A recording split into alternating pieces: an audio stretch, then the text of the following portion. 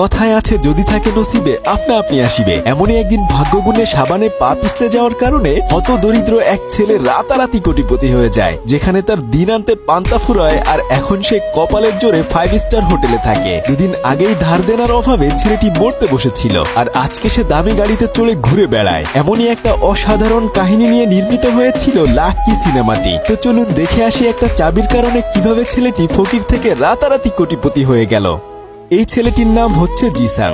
সে এত টাকার দেনায় ডুবে গেছে যে সে চাইলেও এই টাকাগুলো আর পরিশোধ করতে পারবে না। সে তার প্রিয়জনদের সাথে সমস্ত স্মৃতি মুছে ফেলার জন্য সব ছবিগুলো পুড়িয়ে ফেলে। এত কষ্টে জীবন থেকে মুক্তি পাওয়ার জন্য কোনো উপায়ন্তর না পেয়ে সে গলায় দড়ি দিয়ে মরে যেতে চায়। যখনই সে গলায় রশি দিয়ে হাঁসফাঁস করছিল, আর ঠিক তখনই তার দরজায় একজন মহিলা এসে বলতে থাকে, বাবা জিসং, দরজা খোলো, তোমার জন্য মজাদার নুডলস রান্না করে এনেছি।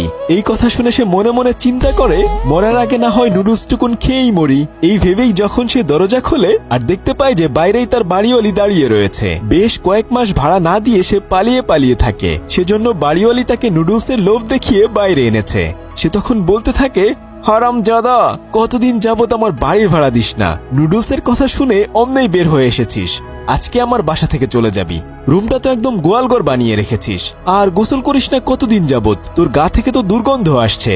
জিসং তখন কোনো মতে দরজা লাগিয়ে আবার গলায় দড়ি দিয়ে মরতে চায়। সে যেহেতু কয়েকদিন ধরে গোসল করে না, তাই মরার আগে না হয় একবার গোসল করেই সে মরবে। তাই সে তখন গোসল করার জন্য বাইরে বের হয়। আর তখনই তার পকেট থেকে লাইফ ইন্স্যুরেন্সের একটা কাগজ পড়ে যায়। আসলে সে গরিব হলেও ভালো মানুষ ছিল। সে মারা যাওয়ার পরে হয়তো তার ধার দেনা কিছুটা এই ইন্স্যুরেন্স থেকে দেওয়া যেত। অন্যদিকে বৃষ্টিস্নাত রাতের বেলায় একটা গাড়িতে করে একজন সন্ত্রাসী এসে একজন মানুষকে কুপিয়ে মেরে ফেলে।